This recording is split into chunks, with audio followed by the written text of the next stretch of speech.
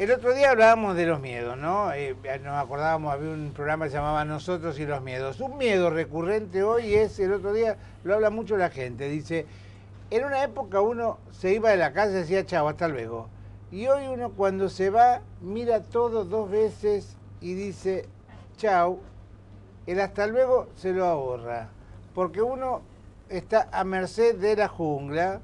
Fíjate que esta mañana estaba leyendo una encuesta y nos pone en una situación de grave riesgo. Dicen que a la hora de la violencia hoy estamos a la misma altura de la ciudad más violenta del Brasil, que es San Pablo.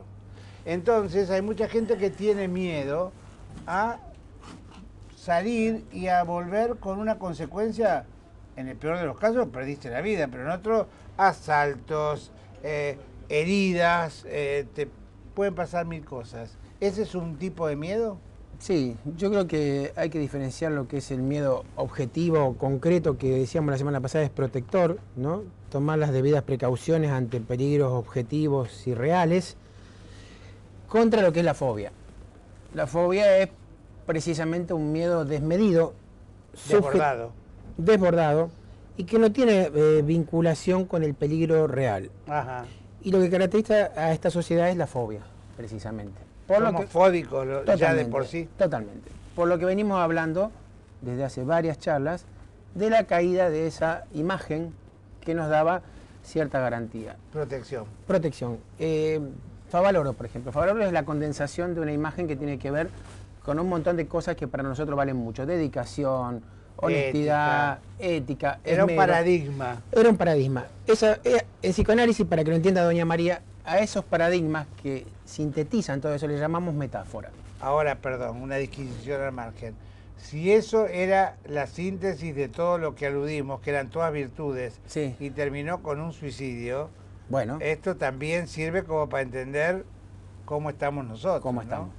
Cuando en la sociedad se empiezan a caer esas imágenes condensatorias, que le llamamos metáfora para que se entienda, sí, sí, pero fundamentalmente la función del padre, y hablo del padre que venimos hablando hace varias charlas, no necesariamente el padre biológico, aunque no estaría mal el jefe de la familia, por ejemplo, que puede ser la madre o el padre, o el abuelo que está a cargo. Hoy en día el abuelo, sí, un tío, hay alguien siempre que lidera la tropa.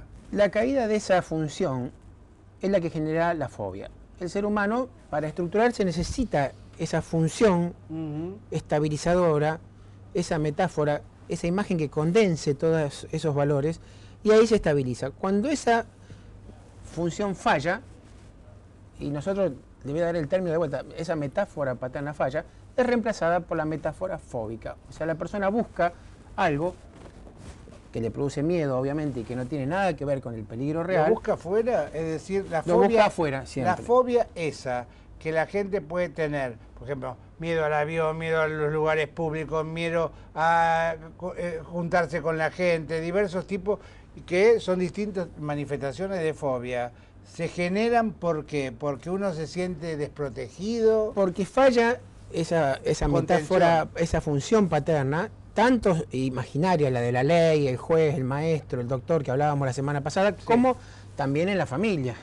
También claro, hay una ausencia de padre real, no nos engañemos. Hoy en día hay un montón de madres que tienen que hacerse cargo de la familia porque el padre está ausente, o el padre está presente pero es lo mismo que si no estuviese. Entonces no estamos hablando solo del padre simbólico, sino que hay una falla también del padre biológico con número de documento tal. Ahora, ¿cuánto incide el hecho de la permisividad que como sociedad hemos tenido para con los hijos, con esta irrupción de...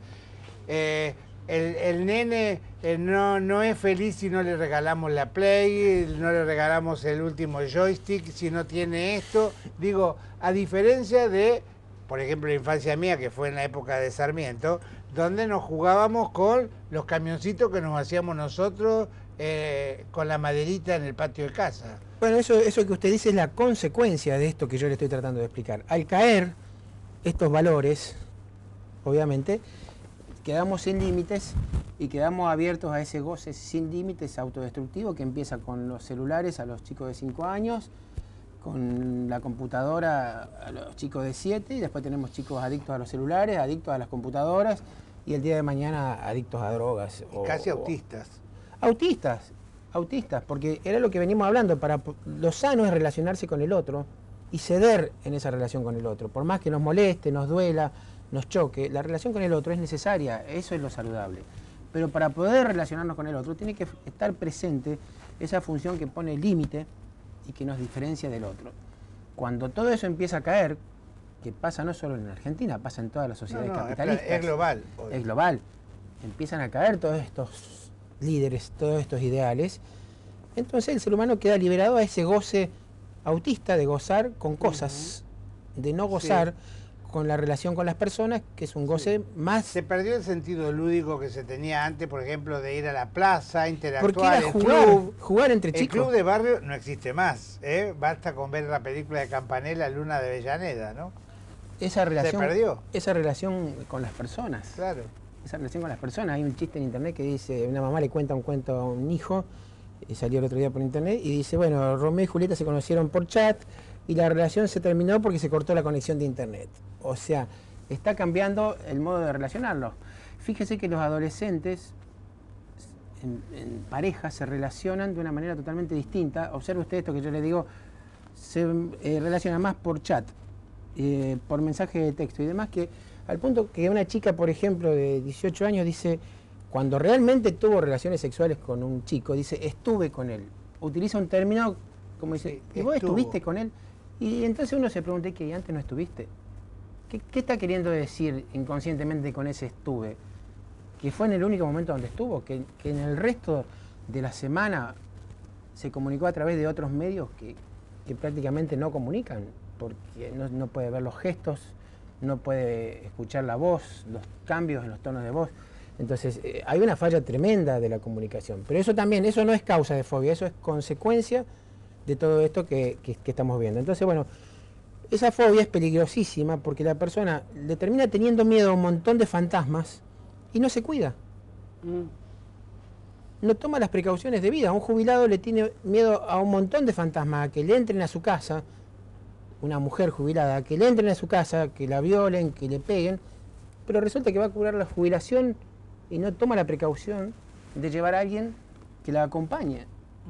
A veces no lo tienen y a veces viven atados a una vieja costumbre de vivir en una sociedad que no era lo complicada que soy. Claro. Les cuesta mucho más a la gente mayor aceptar este cambio de estar viviendo casi en lo que yo llamo la jungla, ¿no? Claro, pero no le cuesta, por ejemplo, imaginar todo lo que ve por televisión, o sea, no le cuesta imaginar todo lo que ve ¿No por... es que a veces toman como lo que entra en la televisión es como una ficción que no les circunda? Claro, es imaginario, pero esto nosotros lo dijimos en una de las pasa a los charlas. políticos, ¿no? Bueno. Que no interpretan la realidad. Así que a veces... Sí, es verdad, no la interpretan porque a veces pierden las elecciones por ese motivo, por no interpretar, por no saber percibir. Sí, como... y están los que no la interpretan para no asumirla también. Sí, sí, o porque no la pueden cambiar o porque no quieren. Sí, sí. Pero también hay políticos que también tienen fallada esa función simbólica y viven en el imaginario. Tienen un imaginario hiper desarrollado y ellos imaginan que está todo bárbaro cuando en realidad la gente le está diciendo, loco, si vos no me atendés este punto, yo no te vuelvo a votar. Y el tema de seguridad es uno de los temas que yo creo que no solo ahora, sino a futuro va a definir las elecciones de cualquier político. Cualquier político que pueda con el tema de la inseguridad real, estamos hablando de la inseguridad real. O sea que como diagnóstico, en realidad vivimos casi en una sociedad con mucha patología o con mucha fobia y con mucha más una sociedad enferma que sana. Totalmente, porque si la persona pudiera sustraerse de eso, se pondría los pantalones, le golpearía la puerta a los políticos y le diría, loco, solucioname el problema de inseguridad o te vas mañana. Y se soluciona el problema de inseguridad. O sea, que es la misma sociedad la que no logra por ahí desprenderse de esos miedos fóbicos y empezar a pensar en los peligros reales. Los padres dicen, sí, yo tengo miedo que mi hijo cuando sale del boliche a las 5 de la mañana le pase algo, pero ellos están durmiendo como morsas a las 5 de la mañana. ¿Por qué no agarran el auto? Se levantan y lo van a buscar al boliche. O sea, estamos hablando de que están hipertrofiando un peligro imaginario cuando en realidad ellos deberían, en el real, ponerse el reloj, levantarse, agarrar el auto e ir a buscarlo y bajarían el riesgo muchísimo. Cualquier delincuente que quiera hacerle algo a una persona que sabe que el padre la va a buscar y va a tomar precauciones.